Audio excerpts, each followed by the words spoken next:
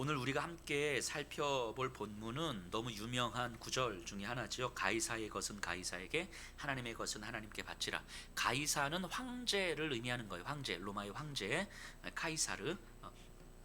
그러니까 이 말씀은 정치와 사회생활과 관련해서 참 많이 인용되는 말씀이에요. 정교 분리. 그래서 정치는 정치고 하나님의 이런 하나님의 일이고 등등 이런 식으로. 그런데 예수님께서 이 말씀을 진짜 하셨던 의미가 무엇인지를 우리가 좀 성경을 통해서 한번 찾아보려고 합니다. 이 본문을 이해하려면 먼저 예수님께서 예루살렘에 입성하신 후부터의 장면을 떠오르셔야 돼요. 우리가 계속 지금 본문을 가지고 설교하고 있는데, 백성들은 지금 예수님을 어떻게 생각하고 있습니까? 다윗의 자손이며 로마의 압제로부터 우리를 회복시킬 메시아로 따르고 있어요. 그래서 예수님은 예루살렘에 입성하시고 성전을 뒤엎으시면서 종교 지도자들의 권위를 떨어뜨렸어요. 그리고 성전 그 자리에서 하나님의 말씀을 가르치셨고, 백성들은 예수님께로 막 몰려들고 있는 장면이죠. 그러자 이제 사내들인 공회원들, 또 종교 지도자들은 조급해지기 시작합니다. 자신들의 지위와 권위는 백성들의 지지로부터 오는 거였었는데, 백성들이 이제까지는 자신들이 율법을 무기로 해서 이제 백성들이 꼼짝을 못하고 있었잖아요. 그런데 예수로 인하여서 자신들의 지위가 흔들리고 있는 거예요. 성전에서 뒤집어 엎으면서 종교 지도자들의 권위가 떨어졌고, 예수님이 가르치시면서 백성들이 예수께로 몰려 들어가니까 이들은 조급해져서 백성들이 예수로부터 떨어지도록 하기 위해서, 마음을 돌리도록 하기 위해서 할 수 있는 모든 것들을 지금 하려고 애를 쓰고 있는 거예요. 그래서 지난 본문에서 이 종교 지도자들이 예수님한테 권위에 대한 질문을 하잖아요. 어떤 답을 해도 빠져나갈 수 없는 방식으로 회심의 일격을 날린 건데, 오히려 예수님께서 이들에게 이렇게 되공격을 하시면서 이들은 본전도 못 찾았단 말이죠. 나름 심혈을 기울여서 예수가 빠져나갈 수 없을 거라고, 이제 백성들의 마음이 돌아설 거라고 생각했지만 오히려 웃음거리가 되어버린 거죠. 그래서 이들은 더 마음이 조급해졌고 불안해져 갑니다. 절박해져 갑니다. 그럴수록 이들의 결론은 확고해져 가죠. 이들의 결론은 뭐였습니까? 무조건 예수는 잡혀야 되는 거고, 고소당해야 되는 거고, 죽어야 되는 거라는 결론이 점점 확고해져 가요. 그리고 이것을 위해서 지금 자신들이 할 수 있는 무언가를 하는 거예요. 그러니까 이들에게 있어서 예수가 하나님의 아들인지 아닌지는 중요하지 않습니다. 저들의 최대의 관심사가 뭡니까? 자신들의 안전과 자신들의 지위를 지키는 거예요. 하나님을 믿는 것 같지만 사실 저들은 하나님의 말씀에는 관심이 없어요. 하나님의 이름을 부르고 하나님의 이름으로 제사를 드리고 찬양도 하고 헌금도 드리지만 하나님의 말씀에는 별로 관심이 없어요. 단지 하나님의 말씀을 이용해서 자신들의 지위를 지키는 것에만 관심을 갖고 있는 거예요. 이들은 아마도 밤새 고민하고 또 고민했을 거예요. 그리고 절묘한 묘수를 하나 발견해냅니다. 그리고 자신들은 뒤에 숨어 있고 그들의 제자를 앞세워서 예수님께 보내요. 20절이에요. 이에 그들이 엿보다가 예수를 총독의 다스림과 권세 아래에 넘기려 하여 정탐들을 보내어 그들로 스스로 의인인 채 하며 예수의 말을 책잡게 하니. 자, 이들은요, 이 정탐들은 자신들의 제자들일 거예요. 제자들을 보내고, 그러니까 예수를 엿보고 있다가 예수를 잡기 위해서 자신들이 드러나는 것이 아니라 제자들을 보내고 자신들은 뒤에 숨어 있는 거예요. 자, 이 장면은요, 누가가 풍자하고 있는 거예요. 풍자적으로 그리고 있는 거죠. 이들을 생각해 보세요. 예루살렘에서 가장 권위 있는 사람들이었어요. 자신들이 가진 높은 신분과 막강한 힘은 하나님의 승인을 받았다고 이들은 생각했어요. 그리고 백성들도 그렇게 믿었고요. 그래서 이들은 백성들에게 자신의 권위를 행사할 수 있었던 거예요. 가장 높은 신분과 권위를 가지고 있는 것처럼 보였던 자들. 하지만 저들은 이제 당당하게 사람들 앞에, 예수 앞에 나서지 못하고 은밀하게 뒤에 숨어서 그림자로 움직이고 있는 거예요. 자신들이 당당하게 나서서 하나님의 권위로 이야기해서 예수 당신은 틀렸습니다라고 말하질 못하고 이러니까 웃음거리가 된 거잖아요. 그래서 자신들은 숨어 있고 제자들을 뒤로 그러니까 앞으로 보내버린 거예요. 은밀한 존재, 숨어 있는 존재, 그림자처럼 움직이는 존재로 전락해 버린 거죠. 힘을 가진 듯 하지만 사실 초라할 수밖에 없는 저들의 실체를 누가는 잘 보여주고 있는 거예요. 그래서 자신의 초라한 실체를 가리기 위해서 이들은 무슨 짓이든 하는 거예요. 그리고 마치 그것이 정당한 행위이고 정당한 삶인 것처럼 이 종교 지도자들의 초라한 실체와 자신들의 권위를 지키기 위한 이들의 행동, 이들의 삶이 그려지십니까? 이들의 모습은 어쩌면 현대를 살아가는 우리들과 그렇게 많이 닮아 있겠다라는 생각을 좀 해봐요. 저는 이 시대를 살아가는 우리들을 보면서 좀 가장 슬픈 존재로 살아가는 삶이 어떤 모습일까라고 생각을 해보면 자신의 모습을 있는 그대로 드러낼 수 없는 삶, 내가 내 존재를 드러낼 수 없는 삶이 정말 슬픈 존재로 살아가는 삶이 아닐까라는 생각을 해봅니다. 내 모습 그대로는 어쩌면 앙상한 가지만 남아있는 겨울나무와 같은 어떤 이파리 하나도 남아있지 않고 어떤 열매도 맺지 못하는 그냥 겨울나무와 같은 모습일 수 있거든요. 그런데 이 앙상한 모습이 자신의 진짜 모습이라는 것을 인정하는 것도 힘들고 이 모습을 드러내는 것은 더더욱 힘든 거예요.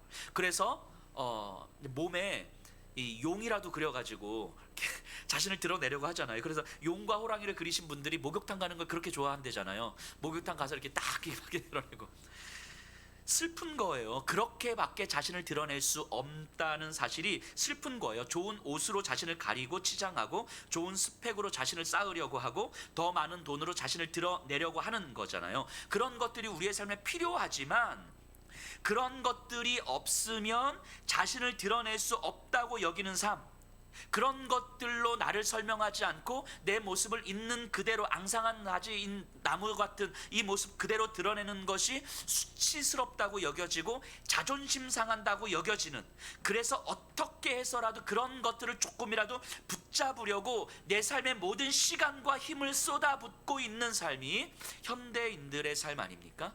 우리 자녀들에게도 우리 그렇게 가르치고 있는 거 아니에요? 정말 우리의 존재가 하나님으로 말미암아 어떻게 하나님의 비전과 사명을 꿈꾸며 살아가는가가 아니라 어떻게 하면 최소한 이 정도의 안전을 지키고 살아가고 이 정도의 성공을 추구하고 살아가고 이 정도의 돈은 가지고 살아가야 되는 것, 그러지 않으면 자신을 드러내는 것이 수치스러운 삶이고 절망과 실패의 삶이고 좌절의 삶일 수밖에 없다라는 것을 우리 자녀들에게 가르쳐주고 있는 거 아니에요? 그래서 결국 시간이 갈수록 내가 붙잡은 것들로 인해서 내 삶의 짐은 더 무거워지지만 더 열심히 살아가면 살아갈수록 더 무거운 삶의 짐에 짓눌려서 살아갈 수밖에 없는 거죠. 그래서 어느 순간 내가 붙들고 살아가는 내 삶의 짐들이 내 삶의 본질이 아니라는 걸 아는데도 불구하고 어느 순간 그 어떤 것도 내려놓지 못하는 거예요. 그런 것들로만 나를 설명해 왔기 때문에 자신의 모습 그대로를 드러내는 것이 자존심 상하는 존재가 되어버린 사람들, 이게 진짜 슬픈 존재 아닙니까? 세상에 속한 사람들은 그렇게 살아가는 것이 당연하죠. 그게 전부일 테니까. 하지만 예수님을 믿는 사람들은 수치스럽고 부끄러운 우리의 존재를 사랑하시는 그 하나님으로 말미암아 오늘을 사는 거잖아요. 그래서 우리의 존재는 원래 하찮은 존재고, 우리의 존재는 원래 앙상한 나무와 같은 존재고, 우리의 존재는 어떠한 소망도 어떠한 힘도 가질 수 없는 존재라는 것을 인정하는데, 그래서 내가 이 세상에 어떤 힘을 붙잡고 살아가는 것이 아니라 우리를 향해 다가오신 예수 그리스도의 그 사랑으로 살 수 있다라는 것을 인정하고 믿는 사람들이 그리스도인인 거잖아요. 그 예수로 말미암아 살아가는 삶에서 우리에게 주어진 소유들은 은혜로 감사의 제목이 되는 것이지, 이것이 아니면 내 자신을 드러낼 수 없다고 생각하는 것, 그래서 어떤 방식으로든 이런 것들을 추구하면서 붙잡고 살아가려고 하는 삶, 그래서 이런 것들이 아니면 내 삶을 설명할 수 없다고 생각하는 삶은 매우 슬픈 존재일 수밖에 없는 거죠. 내 자신의 초라함을 인정할 수 있는 사람들이 그리스도인이에요. 다른 것들로 나를 가리지 않아도 그것이 자존심 상하는 일도 아니고 수치스러운 일도 아니라는 것을 아는 사람들이 그리스도인인 거죠. 예수님 당시의 종교 지도자들은 예수님을 엿보고 있잖아요. 어떻게든 잡을까. 그런데 누가는요, 이 20절을 보면서 그 종교 지도자들의 그 초라한 실체를 엿보고 있는 거죠. 그리고 살짝 드러내고 있는 거예요. 이들이 권위를 가지고 있는 듯하지만 사실은 얼마나 초라한 존재들인가. 그리고 자신의 초라함을 인정할 수도 없는 이들은 얼마나 더 초라한 존재들인가를 우리에게 보여주고 있는 거죠. 그래서 어떻게 해서라도 자신의 권위를 지켜야만 하는 사람들, 가장 슬픈 존재가 어쩌면 이 과부와 세리와 고아들이 아니라 이 종교 지도자들일 수 있다라고 이야기하는 거예요. 그래서 이들에게 있어서 믿음은 자신을 안전하게 해주는 역할인 거지, 자신의 존재를 하나님 앞에 드리는 것이 아니었던 거죠. 자, 이들은 예수님에게 이렇게 질문합니다. 22절이에요. 우리가 가이사에게 세를 바치는 것이 옳으니까 옳지 아니까 하니. 자, 당시 유대 사회에서는요, 세금을 바치는 문제는 매우 예민한 문제였어요. 여기서 말하는 세금은 인두세일 거예요. 성인 남성들이 매년 한 데나리온씩 로마 당국에 바치는 거예요. 한 데나리온은 하루 품삯 정도라고 하니까 한 10만 원에서 15만 원 정도 요 어간이 아닐까 싶어요. 물론 일당이 뭐 한 4, 50만 원 되시는 분들이 있을 수도 있겠지만 어쨌든, 자, 유대인들에게요, 세금은 이것뿐만이 아니라 너무너무 많았어요. 그래서 한 40%, 수입의 40% 정도를 세금으로 내는데 이것 외에도 또 더 많았어요. 그래서 결국 가난한 유대인들은 자기의 수입에서 자기가 가져가는 건 한 10% 정도밖에 안 됐던 거예요. 경제적으로 힘든 삶을 사는 유대인들에게 이 세금 하나는 너무너무 무거운 짐일 수밖에 없었죠. 그리고 이 세금은요, 로마 황제를 숭배하는 그 이교적 제의 이를 위해서 사용되었던 거예요. 이것은 식민지 백성들로 하여금 로마 황제의 신성을 상기시키는 일을 하는 거예요. 세금을 내므로 말미암아. 그래서 황제 숭배를 인정하게 되는 거죠. 그러니까 이런 상황에서 유대인들에게 이 세금을 낸다고 하는 것은 하나님에 대한 신성모독적 행위로 비춰질 수 있는 거예요. 이 상황에서. 그러니까 오늘날 우리가 국세를 내는 이런 개념으로 이해하시면 안 돼요. 세금의 개념 자체가 달라요. 이때나 지금이나. 그렇다고 해서 이 시대에 세금을 내지 않으면 어떻게 됩니까? 로마 황제의 통치를 인정하지 않는다는 것인데, 이것은 곧 반역을 얘기하는 거죠. 그러니까 실제로 예수님께서 어린 시절, 그러니까 주후 6년 정도에 예수님이 사셨던 그 갈릴리에서 혁명 세력의 지도자였던 유다라는 사람이 있었어요. 갈릴리의 유다라고 이야기하는데, 이들은 이 유다는 사람들을 선동해서 세금에 대해서 격렬하게 반대하며 폭동을 일으켰어요. 이때 갈릴리 유다가 폭동을 일으키면서 내걸었던 슬로건이 뭐였었냐면, 하나님의 땅과 백성을 외국인들의 패권 아래 두는 이 조세, 세금 정책을 중단하라, 이거였어요. 이게 갈릴리 유다의 슬로건이었어요. 그러니까 세금 정책은 하나님의 백성인 여기에 하나님이 아닌 다른 왕을 섬기는 것이기 때문에 우리는 세금을 낼 수 없다.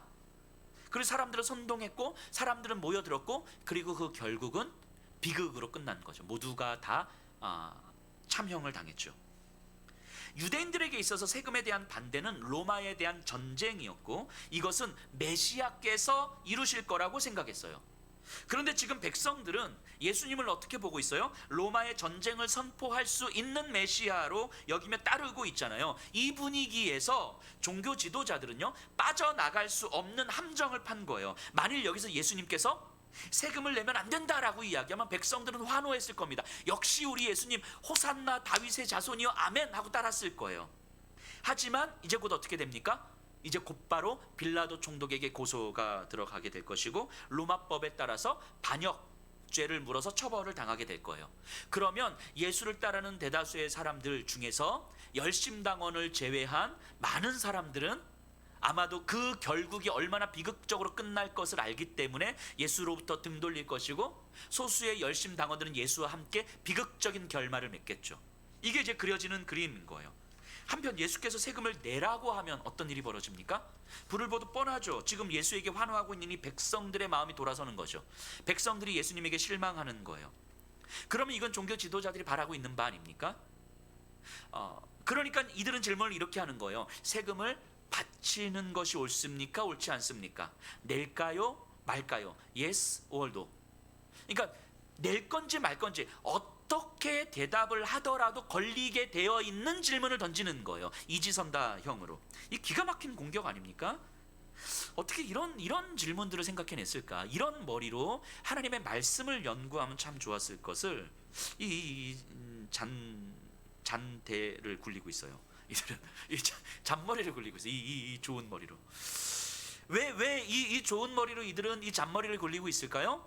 이들의 관심은 하나님께 있지 않기 때문이에요. 이들의 관심은 자기 자신에게 있지 하나님께 두지 않아요. 그러니까 이들의 좋은 머리를 가지고 자신의 지위를 지키는 데 모든 에너지를 쓰고 있는 거죠. 예수님의 답변이에요. 22절에서 26절입니다. 23절에서 26절. 예수께서 그 간계를 아시고 이르시되 데나리온 하나를 내게 보이라. 누구의 형상과 글이 여기 있느냐? 대답하되 가이사의 것이니이다. 이르시되 그런즉 가이사의 것은 가이사에게, 하나님의 것은 하나님께 바치라 하시니, 그들이 백성 앞에서 그의 말을 능히 책잡지 못하고 그의 대답을 놀랍게 여겨 침묵하니라. 자, 예수님께서 그들의 질문을 받고 가장 먼저 뭐 하셨냐면 데나리온 하나 가져와 봐라. 이 데나리온이 뭐라고요? 세금 내는 동전. 요걸로 세금을 내는 그 데나리온 동전 하나 가져와 봐라 합니다. 우리 사진 한번 띄워주셔요. 그 당시에 드렸던 데나리온이요, 앞면과 뒷면이에요. 앞면에는요, 그때 당시 황제였던 티베리우스 황제의 얼굴이, 형상이 그려져 있고요. 뒷면은 티베리우스 황제의 그 어머니의 모습이에요.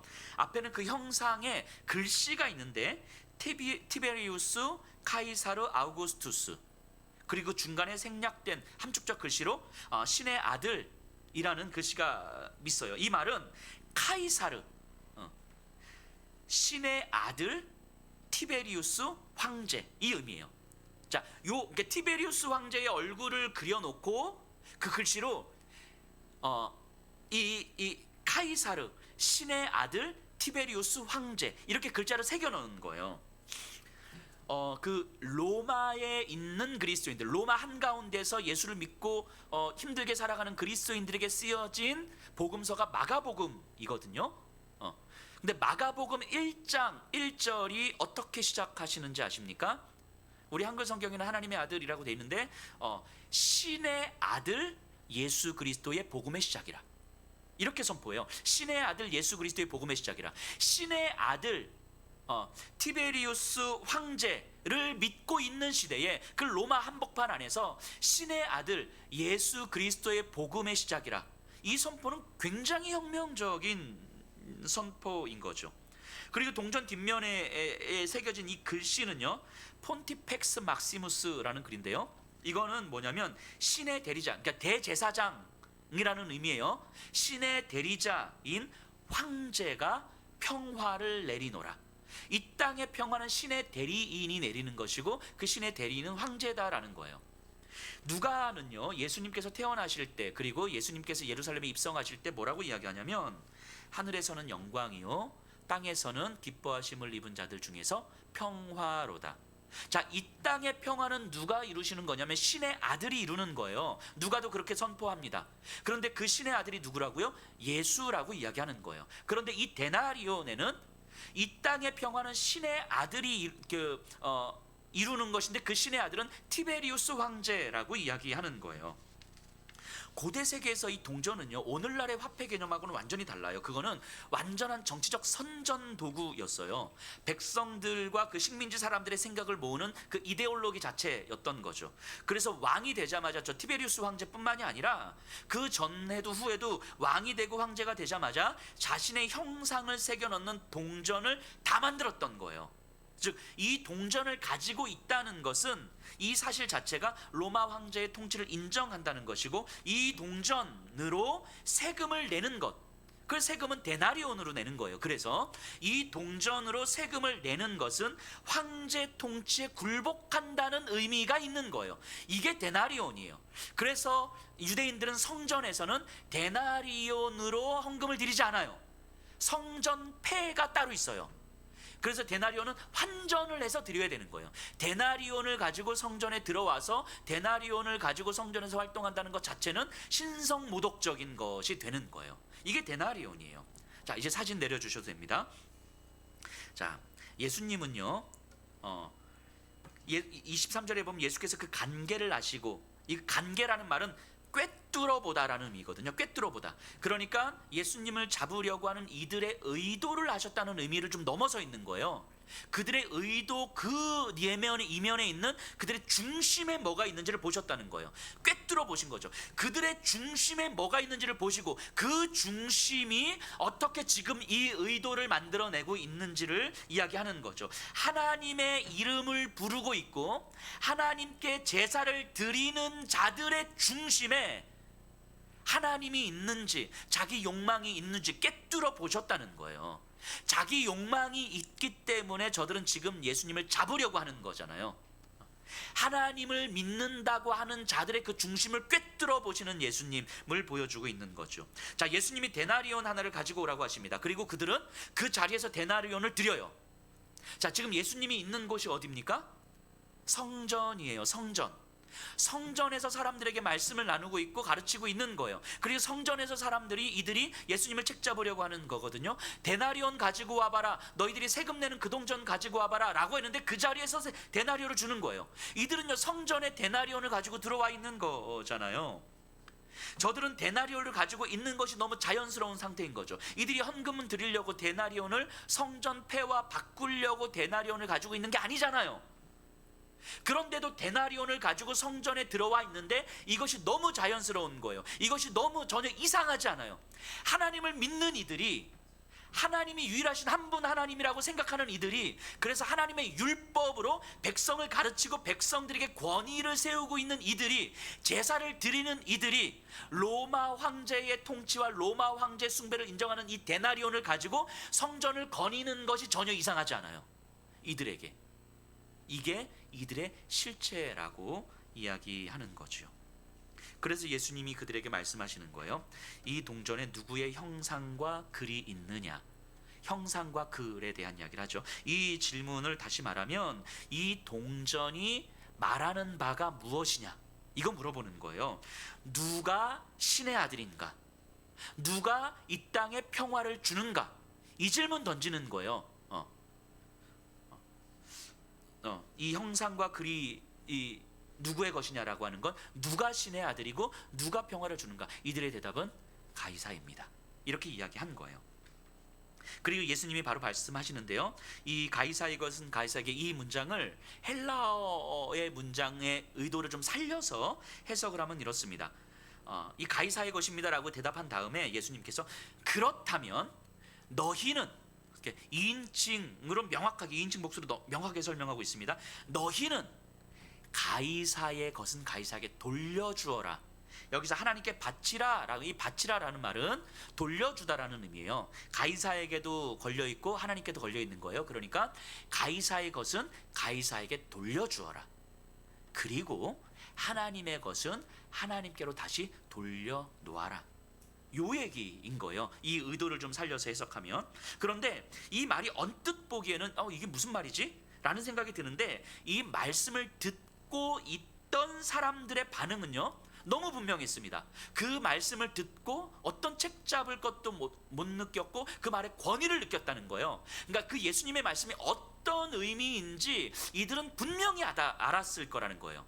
그럼 이들이 이해했을 그 상황 속에서 우리가 이 말씀을 좀 보면 우리가 이 말씀을 조금 더 명확하게 이해할 수 있지 않을까 싶습니다. 지금 대화를 나누고 있는 누가복음 20장은요 주후 한 33년 정도 됐어요. 예수님께서 이제 며칠 후면 십자가에서 죽으실 거니까 AD 33년경, 이때로부터 한 대략 한 20여 년 전, 그러니까 우리에게는 굉장히 2000여 년 전의 고대사지만 이들에게는 얼마 전에 일어났던 현대사에 대한 이야기잖아요. 20여 년 전에 로마 황제가 이 전역에, 로마 식민지 전역에 호적 조사를 명합니다.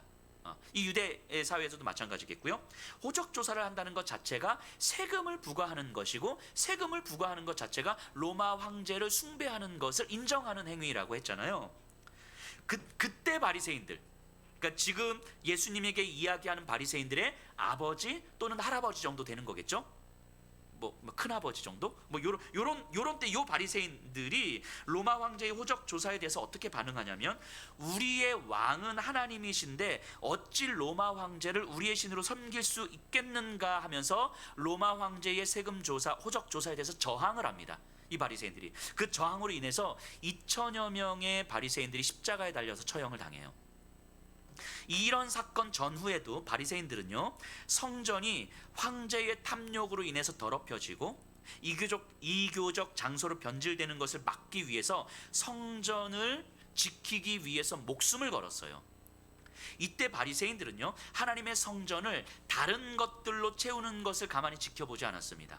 이때의 바리새인들은 자신들의 삶이 하나님이 아닌 다른 신을 왕으로 섬기는 것을 허락하지 않았어요. 성전에서의 모습과 그들의 삶에서의 모습은 동일하게 하나님의 율법을 따르기 위해서 기꺼이 순교의 자리를 마다하지 않았었던 거예요. 불과 20여 년 전에 바리새인들은, 자기 아버지 바리새인들, 할아버지 바리새인들은 그렇게 살았어요. 그렇게 하나님을 왕으로 섬기며 살았어요. 그런데 20여 년 정도가 지난 지금 그들의 아들, 그들의 손자들을 한번 보세요. 로마 황제의 얼굴이 그려져 있는 데나리온을 성전에 가지고 와서는, 그리고 이 성전을 들이밀면서 로마에게 세금을 낼까요? 말까요? 이 질문 던지고 있는 거예요. 이 얼마나 비참한 종교의 현실입니까? 마치 이런 거하고 비슷하지 않을까 싶어요. 우리나라가 일제 식민지 강점기를 지내면서 우리의 아버지들은 정말 목숨 걸고 독립을 위해서 싸우고, 가족들은 비참한 현실을 당하지만 그럼에도 조국의 독립을 위해서 애썼어요. 재산도 생명도 다 바쳤어. 근데 그 아들이 이런 이야기를 하는 거예요. 우리나라를, 조선을 일본에 갖다 바칠까요? 말까요? 이게 얼마나 비참한 현실이에요. 이 그림이 그려지십니까? 이런 상황들은 이 당시 유대인들은 알고 있는 상황이라는 거예요.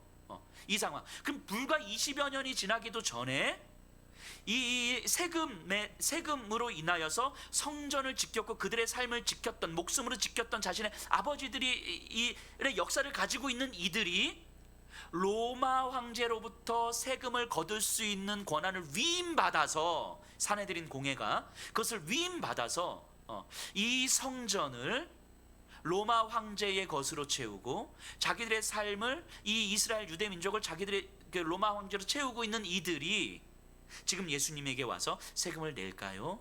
말까요? 이 질문하고 있는 거예요. 예수님은 일의 중심을 보고 있는 거죠. 그래서 이야기하는 거예요. 이 동전이 가이사의 것이면 가이사에게 돌려주어라.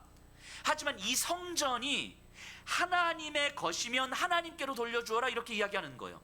이 성전은 과연 누구의 것이냐? 이들은요, 성전을 하나님으로 채우지 않았잖아요. 그래서 예수님께서 성전에 들어가셔서 다 뒤집어 엎으신 거 아닙니까? 성전에 채워지면 안 되는 것들로 채우고 있는 저들을 바라보면서 뒤집어 엎으시고 원래 하나님으로 채워져야 될 것들로 예수님은 채우신 거예요.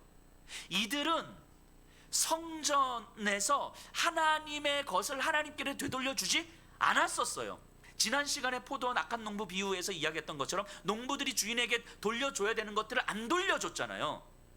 그것처럼 이들은 성전을 하나님의 것이라고 이야기하면서 하나님의 것으로 돌려주지 않았어요.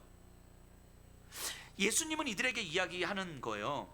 성전은 누구의 것이냐? 성전이 로마 황제의 것이냐? 그러면 니들이 지금 하던 대로 로마 황제에게 갖다 바쳐라. 니들의 탐욕으로 채우고 백성들의 고열을 짜내고 그렇게 성전을 로마 황제에게 갖다 바쳐라. 하지만 성전이 하나님의 것이라면 이제는 하나님께로 되돌려 놓아라. 더 이상은 너희들의 탐욕과 너희들의 어떤 욕망과 백성들의 고열을 짜내는 너희들의 이 힘의 질서를 깨뜨리고 하나님의 말씀으로 하나님께로 다시 되돌려 놓아라, 이 얘기하는 거예요. 너희 자신은 누구의 것이냐? 로마 황제의 것이냐? 하나님의 것이냐? 너희는 로마 황제가 허락하는 평화에 의지한 채 살아가고 있는 거 아니냐? 평화는 로마 황제가 내리는 것이고 로마 황제의 통치 아래에서 내 안전과 지위와 성공을 보장받은 채 살아가고 있는 거 아니냐? 그렇다면 너희는 로마 황제의 것이 아니냐? 그러면 로마 황제 아래에서 계속 살아가. 하나님의 것이라고 이야기하지 마라고 이야기하는 거예요. 하지만 너희가 하나님의 것이라면 이제 너희 자신을 하나님께로 되돌려 놓아라. 평화는 로마 황제가 주는 것이 아니라 하나님께서 허락하시는 것이고 하나님의 방식으로 하나님의 말씀에 근거해서 내 삶을 만들어가는 것, 이것이 하나님의 것으로 되돌려 놓는 거지요. 하나님의 이름을 부르면서 사실은 저들은 하나님의 것을 로마 황제에게 다 드리고 있었던 거예요. 더 정확하게 말하면 자신의 안전과 욕망을 위해 하나님의 것을 사용하고 있었던 거예요. 그러면서 자신들은 하나님의 것이라고 이야기했고 성전은 하나님의 것이라고 이야기하고 있는 거예요. 하지만 사실 저들은 하나님의 것이 아니었고 성전도 하나님의 것이 아니라고 저들은 생각하고 있는 거죠. 그래서 예수님은 말씀하시는 거예요. 하나님의 것은 하나님께로 되돌려 놓아라. 하나님의 것을 전혀 생각하지도 못하는 저들이 하나님의 이름을 부르고 있어요. 그러면서 세금을 내는 것이 옳습니까? 틀립니까? 낼까요? 말까요? 라고 이야기하는 것 자체가 얼마나 초라합니까? 믿음을 이 정도 차원으로 끌어내리고 있는 저들의 신앙이 진짜 신앙이겠습니까?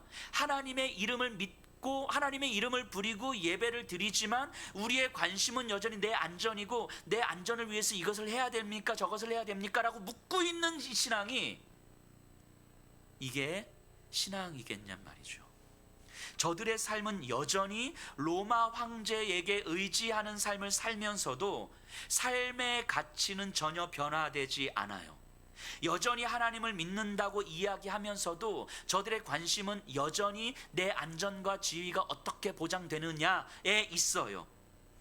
하나님의 이름을 부르고 예배를 드리고 찬송하는 저들의 종교는 얼마나 힘이 없고 얼마나 능력이 없는 종교입니까? 어떠한 능력도 발휘되지 못하고 어떠한 힘도 없는 종교 아닙니까?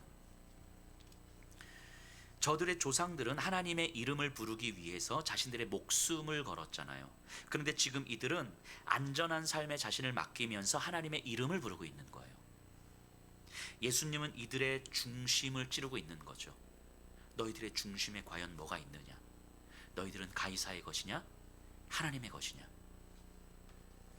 1세기 그리스 로마 시대에, 그러니까 이 누가가 누가복음을 쓰고 있었던 그런 고 시대에는 수많은 신들과 종교들이 있었어요. 그러니까 한 도시 안에 다양한 신들이 있었어요. 포세이돈의 신이 있으면 포세이돈을 섬기는 그 신전이 있고, 아테나 여신이 있으면 아테나 여신을 섬기는 신전이 있고, 제우스를 섬기면 제우스를 섬기는 신전이 있고, 로마 황제의 신전이 있고, 뭐 등등.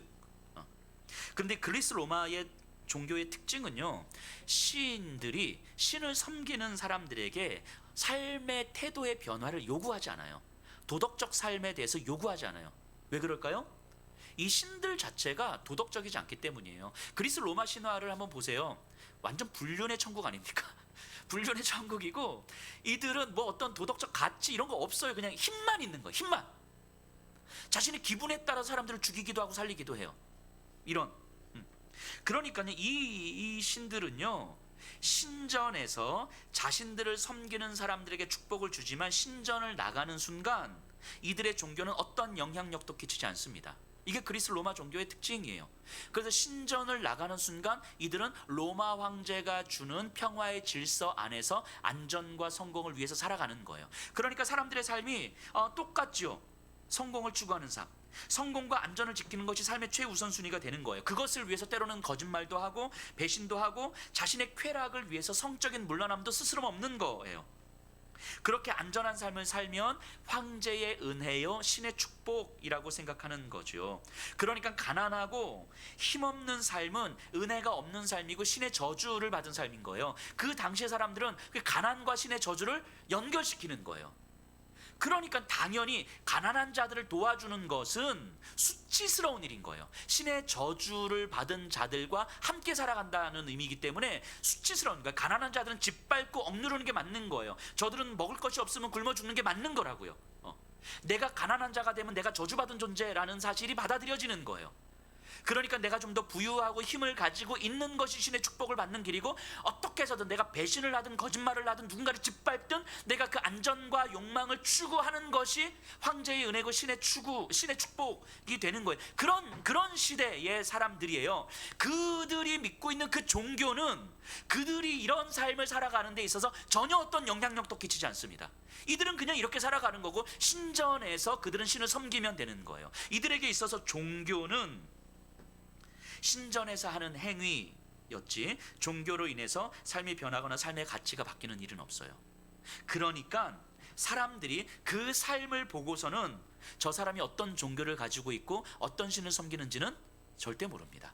어떻게 할 수 있어요? 어떤 신전에 들어가는지를 보고 아, 저 사람이 어떤 신을 섬기는구나 라고 아는 거예요. 이게 그리스 로마 종교의 특징이죠. 그런 시대에 예수를 믿는 사람들이 도시마다 복음을 전하면서 교회를 세운 거예요. 그러니까 처음에는 이 도시 안에 있는 사람들이 여러 신전들 중에 또 하나의 신전이라고 본 거예요. 예수라는 신을 믿는 이 사람들. 그런데 시간이 지날수록 뭔가 다른 거예요. 우리하고 똑같은 삶을 살아가던 사람들이 이제는 제우스도 섬기고 포세이돈을 섬기다가 이제는 교회로 가는데, 이제는 뭐 사람들이 여기도 섬기고 다 섬겼는데 이제는 이 교회만 가 사람들이.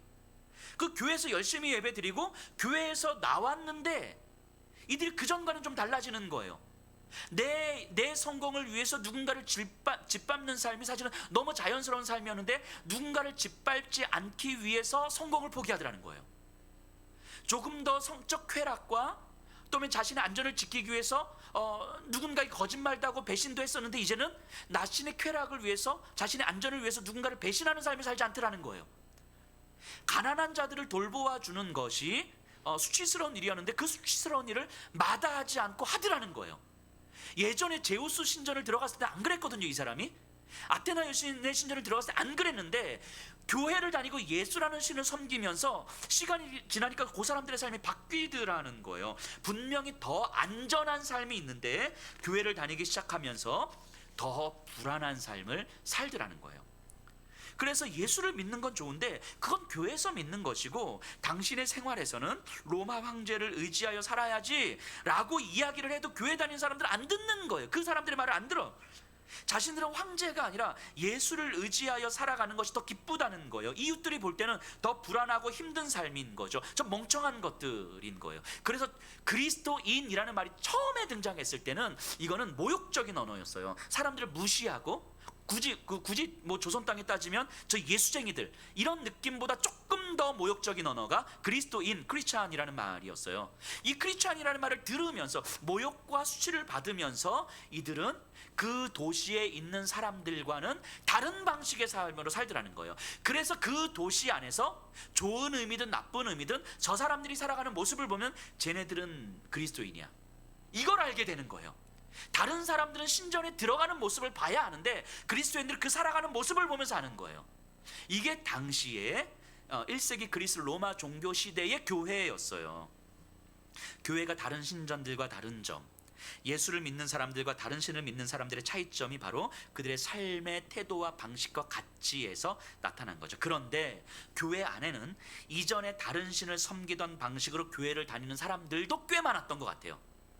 대표적으로 고린도 교회가 그랬었겠죠. 교회에서 열심히 예배도 드리고 찬송도 열심히 하고 헌금도 열심히 했어요.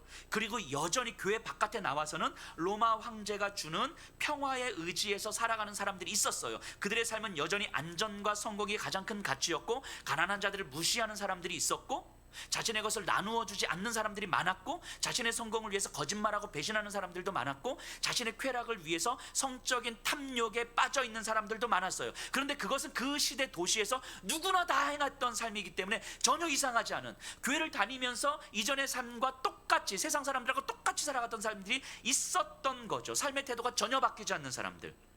그래서 그 삶의 모습만 봐서는 어떤 종교를 가지고 있는지 전혀 모르는 사람들이 많았던 거예요. 그가 교회를 들어가는 모습을 봐야 아, 제가 예수 믿는 사람이었구나, 이렇게 알게 되는 사람들이 많았다는 거죠. 바울은 이런 사람들을 향해서 일갈하죠. 그건 예수를 믿는 것이 아니다 라고 이야기하는 거예요. 예수님을 다른 신들과 동급으로 취급하는 거예요. 동급으로. 그래서 예수님은 교회에서 일하시는 분이시고 그리고 여기서는 로마 황제의 권위가 훨씬 더 높음을 인정하는 거잖아요. 그래서 예수님은 이렇게 이야기하는 거예요. 고린도서에서 어찌 그리스도와 벨리알이 함께 멍에를 매겠는가. 예수를 섬기면서 어떻게 예수가 주인이 아닌 삶을 사는 것이 가능한가.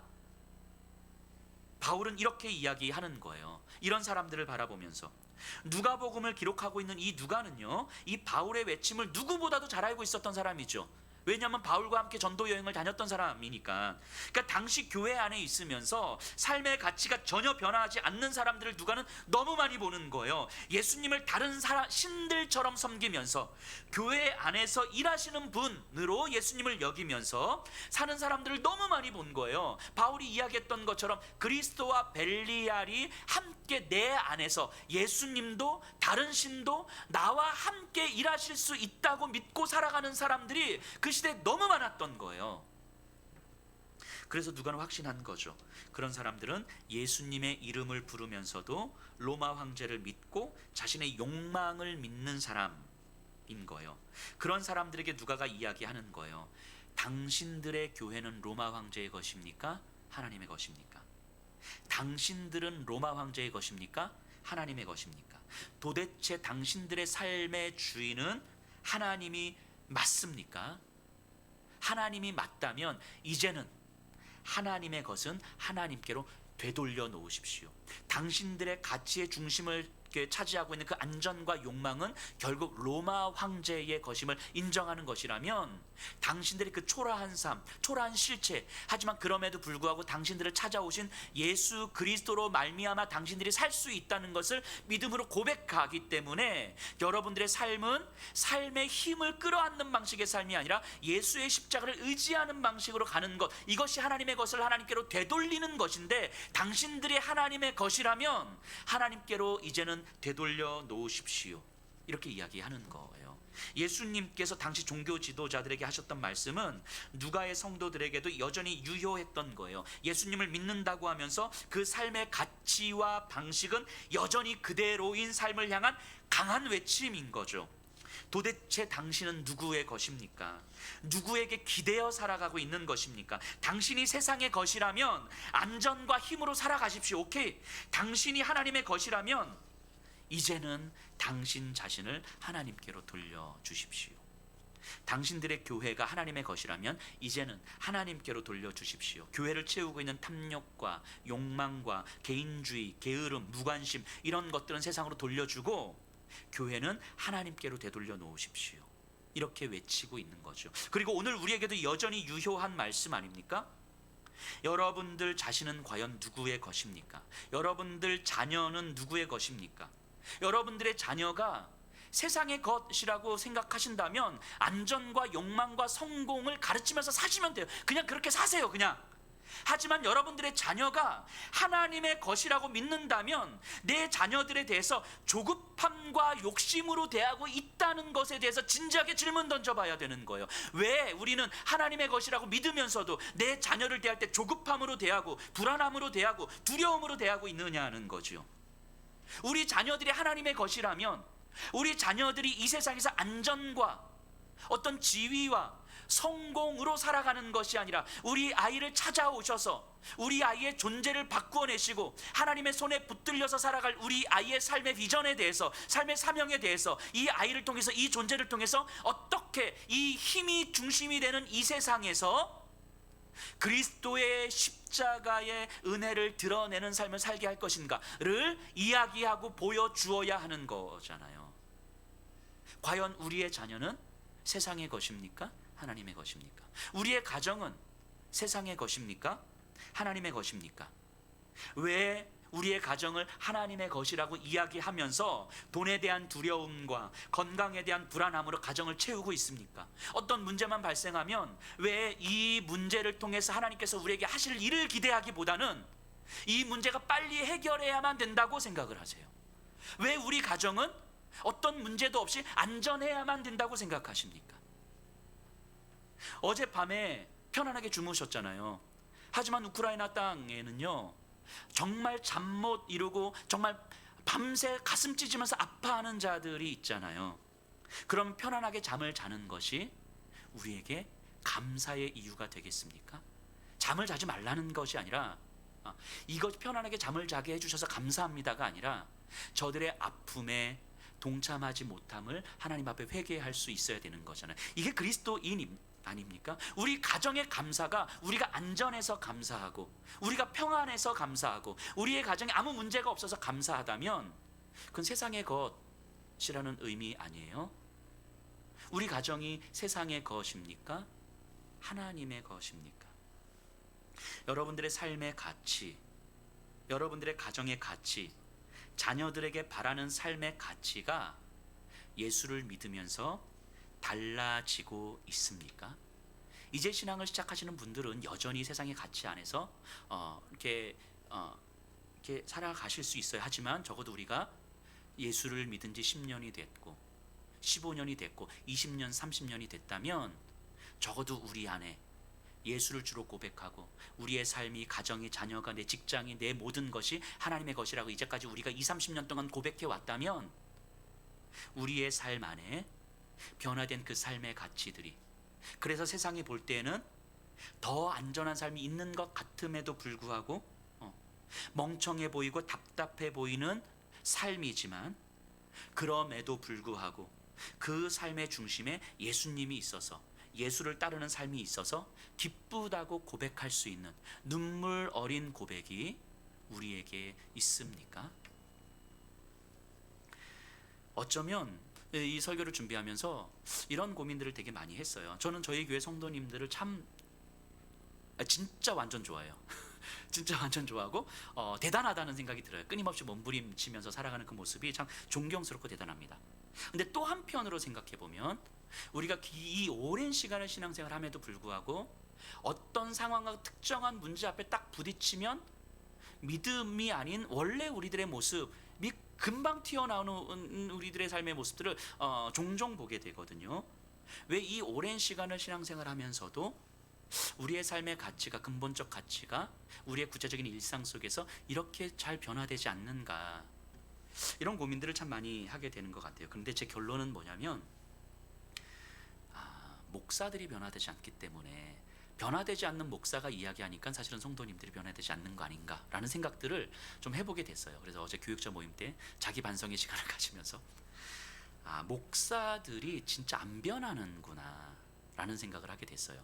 제가 어디서 많이 느꼈냐면, 목사님들하고 같이 이렇게 이야기하면서, 예를 들면 제가 이렇게 설교를 하는데 성도님들 중에서 목사님 오늘 설교는 조금 별로였던 것 같아요. 뭐 이러면 저한테 기분 나빠서 하시는 것이 아니라 진짜 설교가 별로 있잖아요. 근데 그렇게 하면 제가 설교를 어떤 부분이 어떻게 별로였던 것 같아요? 라고 이야기를 하면서 제가 이렇게 저를 바꿔나가면 되잖아요. 그게 뭐가 문제가 되겠습니까? 그런데 설교는 다 하나님께서 지혜 주시고 은혜 주셔서 하셨다면서, 근데 설교가 좀 별로인 것 같아요 라고 하면 가장 먼저 기분이 나빠. 기분이 나쁘고 화가 나. 그리고 그 성도님이 그 다음 주에도 보여. 저 믿음 없는 뭐 이런. 자, 이게 결국 내가 중심이 되고 내가 안전해지고 싶은 욕망 아니겠어요? 내가 설교를 함으로 내 권위가 인정이 되고 내 지위가 인정이 되고 누군가 내 사역에 대해서 건들면, 내 설교에 대해서 건들면 못 참는 그런 모습들.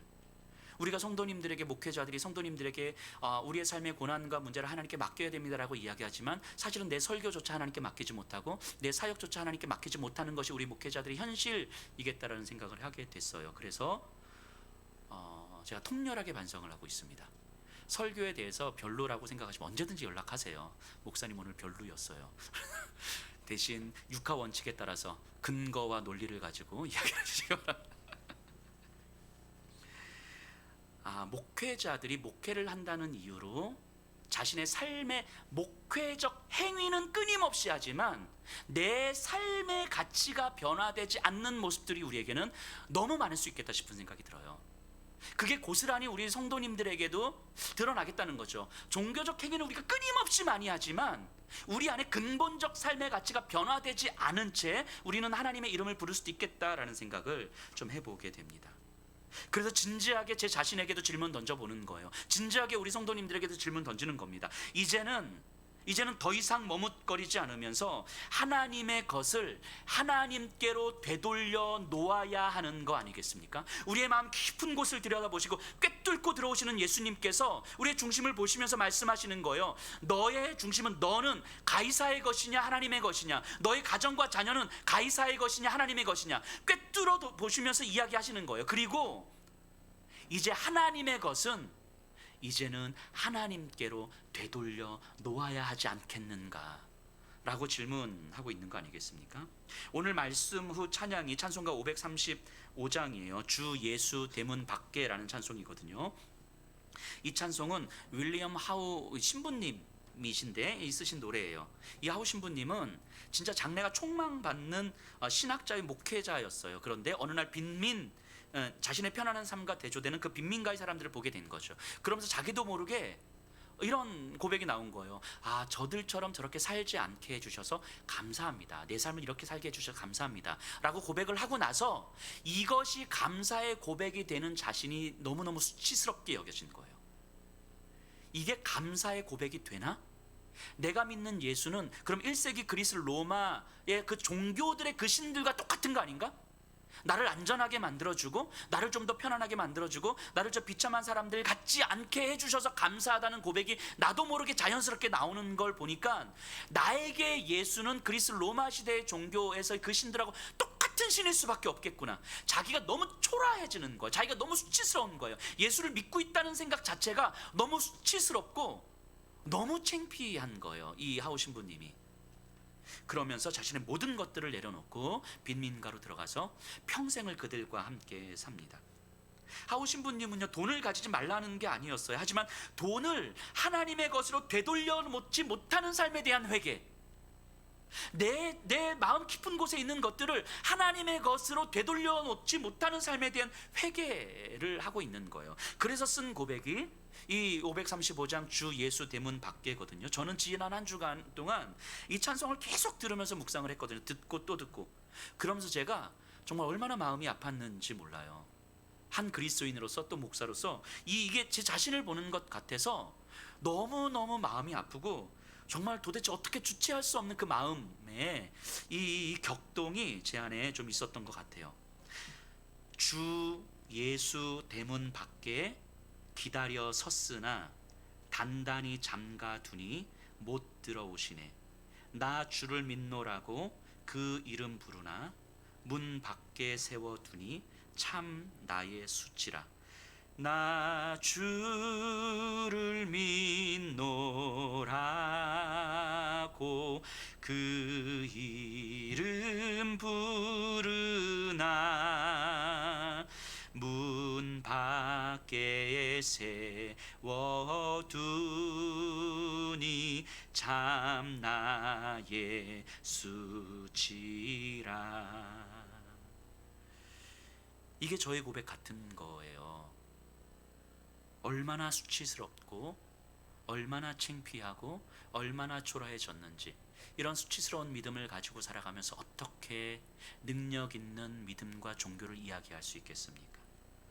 언제까지 우리 주님을 우리 문 밖에 세워두실 작정이십니까?